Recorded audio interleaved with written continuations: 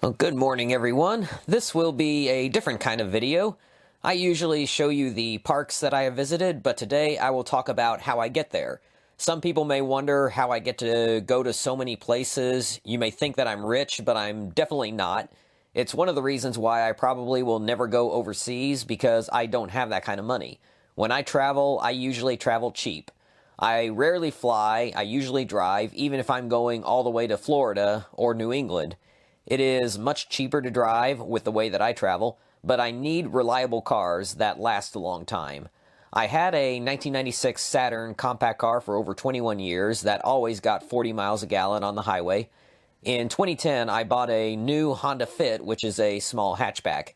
It gets about 40 on the highway and is so reliable, and it's still in great shape. That has been my primary travel car for the last 14 years, while I would use my Saturn around town and for shorter trips, such as Branson, Kansas City, Dallas. But for a couple years, it became clear that I couldn't rely on my Saturn anymore, so I needed to find a good replacement for it. Something that would be my daily driver and what I could use for shorter trips, so that I don't have to put so many miles on my Honda Fit, because I want that Fit to last a long time. I will still be using the Fit for my longer trips. So for my new car, I knew I didn't want to replace it with another sedan, because the small hatchback is so much more versatile, and it opens up so much more storage space, because I am not a light packer. I always bring way too much on my travels. A sedan is fine for a weekend trip and maybe even a one-week trip, but a hatchback is so much better for me. I know that some people would probably tell me to just get an SUV, but that's just not what I want. We all have our own preferences in cars, just like we do with our roller coasters. I rarely use the term best roller coaster in any way unless I'm trying to make a point. I usually use the word favorite instead. We all have our own preferences, which is fine. Most people love big vehicles, but for me, I have always preferred small cars for so many reasons. Not the least of which is that they are so much cheaper to start out with, and they get much better gas mileage. My problem there was finding anyone who still makes small hatchbacks. So many have gone away, at least in the United States. You can still get them in most parts of the world, just not here, because car makers want us spending as much money as possible, so they tell people like me to just get an SUV or a large car instead. But that's not what I want. The Honda Fit, Toyota Yaris, and all similar cars are no longer sold here. Even the smaller sedans are disappearing. So I thought I would need to get a used car. So I was looking to get a used Honda Fit from the same time frame as mine, with a clean record and low mileage, even if I have to pay a premium to get what I want. Even paying a non-refundable shipping fee through CarMax to check out one that looked good. But right before I was going to do that, I somehow stumbled upon the Mitsubishi Mirage. I had never heard of this car before, and I was immediately interested. I did have some reservations as I researched it. Some car reviewers hate this car, but it was seeming that this was coming from car enthusiasts who only like large vehicles that are super powerful. I don't care anything about that. I just want something small, reliable, with great gas mileage that gets the job done, and that is the Mitsubishi Mirage. I also hate what they've been doing to cars the last 10 to 15 years. All this new age stuff, busy dashboards, and AI technology where the car tries to take over is just not for me. And that has nothing to do with thinking that AI is going to take over the world and kill us all. Part of it is that I feel that we are becoming worse drivers when we just rely on the car to do everything for us. We forget how to steer our cars, how to brake or stop when we need to, how to turn off our bright lights when another car can see our lights. We forget how to turn on our windshield wipers. Simple stuff, but we get worse at it when we just rely on AI to do those things for us. I want to have full control, just like with cars made 15 years ago, and the base model of the Mirage allows for that. If you love the new age technology, but you also like the sound of the Mirage, you can go for a higher trim level that will have more of that technology. But for me, I wanted the base trim that doesn't have too much of it. It does still have some of the new age stuff, and in this video I will point out what I like and what I don't like about my new car. I do have some nitpicks, just to be fully honest, especially for anyone who might be interested in this car. But so far I love it and I highly recommend it, but I will be honest here. My car was under 100 miles when filming this, but I forgot so many things that I wanted to say when making that video, as I am terrible at keeping my thoughts straight, which is why I'll never be a public speaker. At the time of writing this script, my car is over 600 miles, and I have done a couple short day trips out of town. But let's take a closer look at everything. For starters, the base model Mirage gets these steel wheels, which are better wheels. Most people like the alloy wheels because they look nicer, but steel wheels are better, and only the base model gets those. Having said that, I have not had any problems with the alloy wheels on my Honda Fit, but overall, steel wheels are better. And I love these tiny 14-inch rims. In a world where small cars are getting 17, 18-inch rims, which is totally ridiculous and oversized, the Mirage still gives you these great 14-inch rims. What that means is cheaper tires, but it's also a more appropriate size to fit the car, unlike other smaller cars with those huge rims. But now let's look at getting into the car, and you see here, what we have is an actual key. I love that. I didn't think this was even an option anymore. I greatly prefer a real key for so many reasons.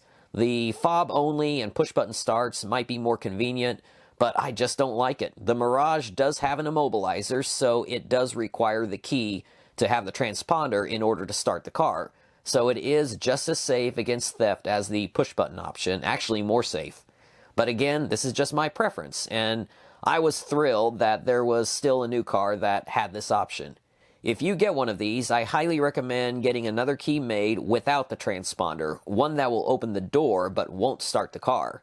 There are so many reasons to have one of those, but it's hard to find someone who will do it. Go to Ace Hardware and explain what it is that you want. That's where I got it done, and it was only $3, so I highly recommend them for that. Now, if you want the push button on a Mirage, you can get it on one of the higher trim levels. So let's get the hood open and take a look at the engine. Check out the simplicity of this. I love it. This has a tiny 1.2-liter 3-cylinder engine putting out 78 horsepower. That may sound like a joke, but it's not. That 78 horsepower actually is enough to get up to speed and merge onto the highway. I was able to maintain 70 miles an hour just fine with very little pressure on the gas pedal. The reason why 78 horsepower is enough is partially because the car is so lightweight. This tiny thing weighs under 2,100 pounds. Meanwhile, my only other options, such as the Toyota Corolla hatchback, the Honda Civic hatchback, the Subaru Impreza, are all over 3,000 pounds. Yes, they have a lot more horsepower, but they need it because those are huge cars. And when did compact cars get to be so huge? Why are those cars that are supposed to be small cars almost as big as SUVs? I do know the answer. It's because of money. They can sell them for a higher price. I'm so thankful that Mitsubishi has not yet gone down that path, and they offer this small car that gets better gas mileage than those other options and will still get the job done. Now, you won't be winning any races in the Mirage. You won't be going 0 to 60 in 4 seconds, but it has plenty of power to get the job done, which is all I care about. What's interesting is that this car has quite a bit more power than my Honda Fit, which has 117 horsepower. So those numbers can be deceptive. My Honda Fit also weighs over 500 pounds more than the Mirage. The two cars look so similar, but the Mirage is clearly smaller, but some subtle differences make it look a little more aerodynamic, which will also help with gas mileage. And compared to my old Saturn, that car was about 2,400 pounds and had 100 horsepower, and it felt a lot more powerful than my 2,600-pound Honda Fit with 117 horsepower. But back to the Mirage, it is a CVT transmission, which I'm not so crazy about. They do get better gas mileage, but the jury is still out on how long-lasting the CVTs will be. But for a new small car from any car maker, the CVT is the only option. But I'm still okay with how the CVT handles. Some people don't like it, but honestly, I kind of like the way it handles. I'm just not so sure about the long-term reliability. But let's take a look at the battery. It's actually under the hood, where it belongs. I've heard from people about the battery being in the trunk, under the passenger seat, and just about any other crazy place they can think to put it. I think that's ridiculous. A battery belongs right here under the hood. And this is actually one of the more readily available batteries. I checked out Walmart, and there are several options for this size, including a value option. Meanwhile, for my Honda Fit, Walmart has never carried that battery. It'll be $200 or more at an auto parts store, if they even have one in stock. No worries like that with this one. And another great thing about the Mirage, it has an oil dipstick, so you can check the actual oil level. Some cars have removed the dipstick, which I think is crazy. They have an electronic monitor instead. Those things can go out or get a wrong reading. It's fine to have the electronic monitor, but you need to have the actual dipstick. Another great thing about this engine setup is that the headlights and everything is right here, so easy to access. So when those need to be replaced, it'll be so easy to do it myself. Some cars are making it very difficult for you to reach your headlights just because they don't want you doing it yourself. Also, the engine air filter is right there. It'll be easy to change. It does have electronic power steering, but that's not new to me. My 2010 Honda Fit has that also. Now, some people say they don't like the look of the Mirage, they don't like the design, but for me, I personally like the look of it.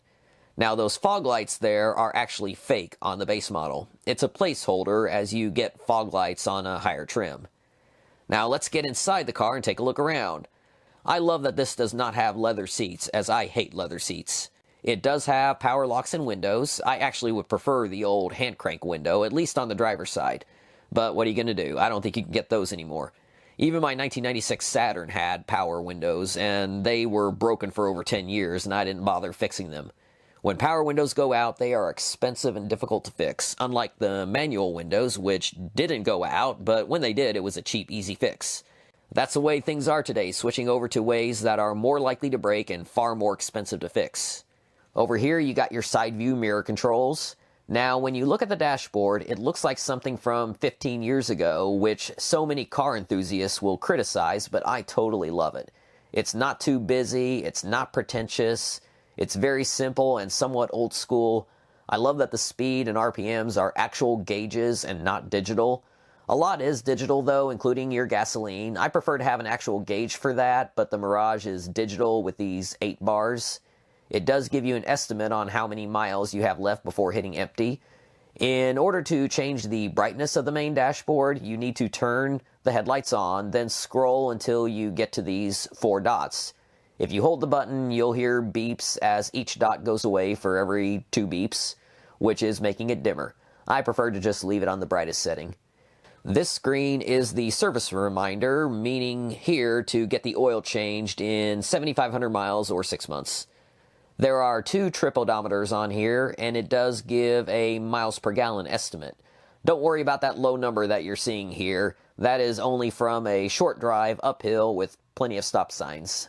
The Mirage is rated at 36 in the city and 43 on the highway, which is the highest of any non-hybrid, and most people report getting better than that. It depends on how you drive it. I drive my cars very gently. I don't gun it when the light turns green.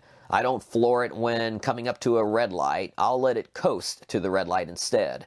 I don't drive 100 miles an hour on the highway. So many poor driving habits that most people have that kill their gas mileage, and I don't do those. And the gentle driving habits will also make your car last a lot longer. At the time of this recording, my miles per gallon estimate was looking low, but that was just from a couple miles of neighborhood driving.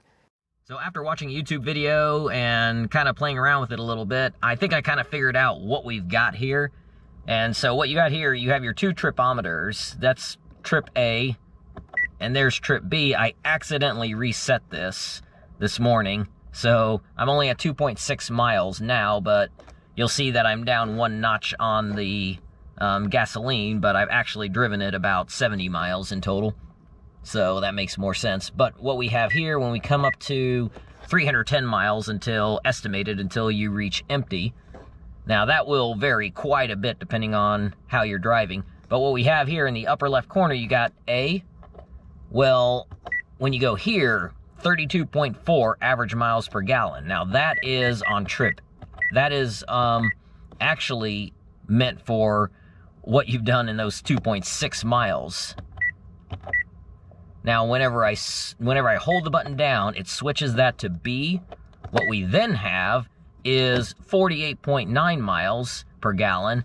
Now, I don't know if that's meant to be for the lifetime of your vehicle or if that's meant to be for trip A. At some point, I will reset trip A and see what happens to whenever you got it on B, what the average is. But 48.9 is basically what I have averaged for the lifetime of the vehicle, which is only, what did I say, 639 miles, 639.9. Let's get it back to that point, the 310, and you see the B in the upper left corner. Let's turn everything off. And now let's put the key back in and turn it. Look, it's back to trip A. Or it's back to the letter A, which I don't know what that means exactly. But there you go, 32.4, and that's for the 2.6 miles. And that's the same when it comes to turning off the forward collision mitigation if you want. You can turn it off, but the next time you start the car, it will be on again. So you would need to turn it off every time if you want. This is one of the new age AI technology that this car does have, and I don't know how I feel about it. If you push the button, it will scroll between one car length, 2 or 3. When you get within that, I guess the car yells at you and may even apply brakes. I don't think I'm going to like that, but I don't ever follow cars that close anyway. But to turn it off, you need to hold the button down for a few seconds, then the dashboard symbol will light up, letting you know that it's off. Next to that button is a blank where the lane departure button would be if you have that on a higher trim level, just like this is where the push button start would be if you had that. I'm so thankful that my car doesn't have either of those, especially the stupid lane departure, where it yells at you if you swerve and it tries to pull you back into the lane. When I swerve, it's because I'm avoiding an object or a driver who is doing something stupid, which happens multiple times every week, it seems. I don't want my car pulling me back into danger. On many modern cars, you can turn those functions off, but you often have to do that every time you start the car, and some cars are trying to take away your ability to turn them off. Now, comparing a few things to my 2010 Honda Fit, the Fit has a cup holder right here, which the Mirage does not have. The storage on the door looks about the same. Now down here looks about the same. There's only a cup holder here, but there is an option to get a center storage unit that would pull up and give you some storage, but it won't hold much. And it's too far away from the steering wheel to truly be an armrest. Some higher levels may get a pull-down armrest like my Honda Fit Sport has. And now here, you have an actual parking brake. Most cars today are going to that stupid electronic parking brake. There is so much wrong with that. But no, you get a real parking brake here. Thank you, Mitsubishi, for not giving into that insanity. You have this squiggly gear shift here, which is new to me, but it's not bad. Far better than the cars that only have the circle knob. Now, one thing about this one, though, is it doesn't show you down here where you're at. Twice already, I have been in neutral without realizing it. I hit the gas and I don't move, then I realized I wasn't in drive. The dashboard in front of you will show with a big letter where you're at, but I don't think that's as clear as some kind of color indicator on the gear shift. Now, take a look at the infotainment system. I totally love this setup. This doesn't have that ugly setup where it looks like an iPad was jammed into the console, sticking up awkwardly and blocking your view. This one is integrated into the console where it's supposed to be. Toyota and Honda have that stupid setup, but the Mirage does it right. The backup camera is a good one, but I still prefer to turn and look out the back myself. That is always safer. The screen is used for your radio or connected device. I connected my phone the first day I bought this and I did a test phone call. It works great, but I still prefer to park somewhere and make my calls the old-fashioned way. You have the dimmer button, but it is set up to automatically dim at night. I love how most of the functions are buttons and knobs. That is how it's supposed to be. On so many cars, they have almost everything done through the screen, which is so stupid. This one is done the right way. Now down here you do have a USB port and there is no CD player. For those CD fans, I understand what you're feeling because I'm one of you, but hear me out. You can rip your CDs into MP3 files and then put them all on a USB drive. And then you can have all the music you've ever bought on one small USB drive that's plugged in down here. Now I love my CDs, but honestly, I like this better because I don't need to carry all my CDs with me anymore. I might hate the new age stuff usually, but not when it actually makes things better, and I do actually like this one better. The sound system is decent, not the best, but not bad. It's better than my Honda Fit. Here's where you set your temperature, and I don't like that we don't have the knob to turn from all the way cold to all the way hot and everywhere in between. On colder days, I like to set it in between to bring some heat in without it being on full blast, but it looks like you can't do that here. But you can easily set the temperature, change the fan speeds, and turn the AC on and off yourself. It does have the option for automatic climate control, which I probably will never use. You have the regular glove box here, but my Honda Fit has an extra glove box up here, but not on the Mirage. Now let's look over here where you turn on your headlights. They are not automatic, which I'm thankful for. You have to turn them on, and you must turn the brights off yourself, which I think is awesome. Now, if you leave your lights on, when you open the car door, it will beep for a few seconds, but it then turns the lights off automatically and leaves them off. That is one new age automatic thing that I'm actually on board with. I just hope I don't make a habit out of leaving the lights on, counting on the car to turn them off for me. I did find it odd that this car does not have daytime running lights. Even my 1996 Saturn has those, but this doesn't.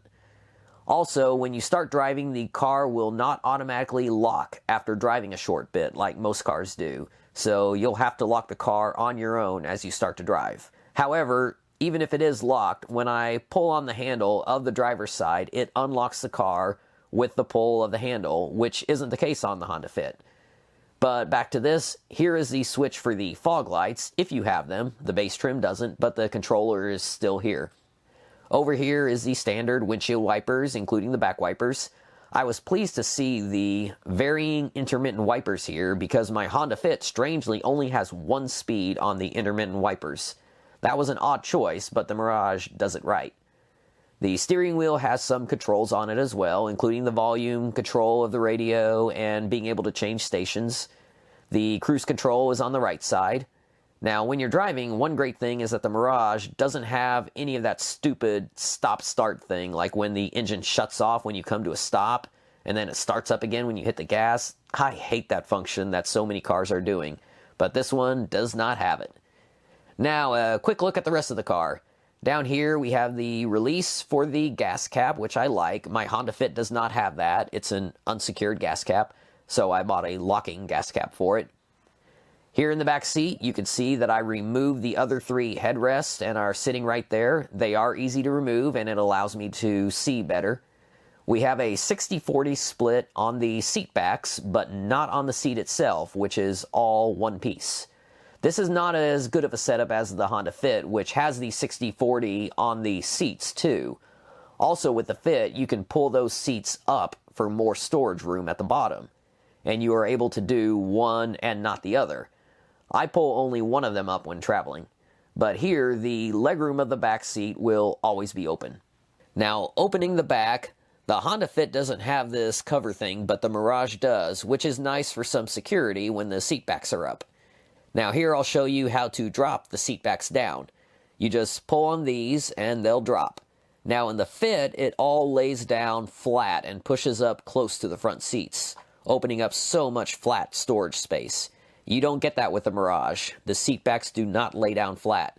That is why I plan to remove the seat backs entirely while leaving the seat, to open up more space, and it will be more flat, which makes storing things so much better. I looked up how to remove them, and you gotta just remove some bolts and then be careful with the removal. It won't be as much space as the Honda Fit, but it'll get the job done. Now under here, look at what we have, a spare tire. So many car makers are getting rid of spare tires, which I think is totally insane. I think it's crazy to drive anywhere without a spare tire.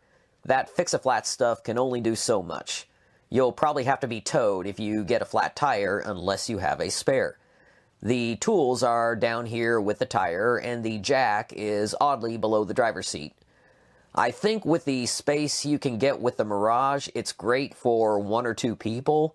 For 3 or more, it might be a stretch for going on a trip, but it would still be fine as a daily driver. Mitsubishi does offer great warranties on their cars. My car did come with a few options, such as this first aid kit, touch-up paint pen, There's also these weird storage things that I'll probably never use, so a few things that are worthless to me added to the asking price. But talking them down some, I came in well under $19,000 out the door, which was actually less than $1,500 more than what I would have paid for one of those good used car options. So I am very happy with my decision. So I think that just about covers everything. I know this was a long video, but I wanted to cover everything. So I hope this helps anyone who may be considering the Mirage, or anyone who wants a small, reliable car with great gas mileage that won't impress anyone, but will get the job done. And maybe you are like me, that you didn't even know that a car like this existed, that doesn't have all the new age stuff. This might be right up your alley and you didn't even know it was out there. So hopefully this video helped you out if that is you. There are some decent options for small, reliable cars that get great gas mileage, but I feel that the Mirage is the best because most options are not actually small. The Toyota Corolla, Honda Civic, Subaru, and Impreza are monstrous cars, but they are still options.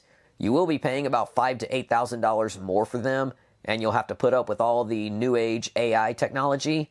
The Mirage is cheaper, much smaller, has less technology, and is just as reliable, if not more. The Nissan Versa's size falls in the middle at about 2,600 pounds, but it doesn't have the best reputation for reliability. You still could get lucky with it, and if you take good care of it, it could last a long time. But the other options I mentioned are rated with a longer life expectancy.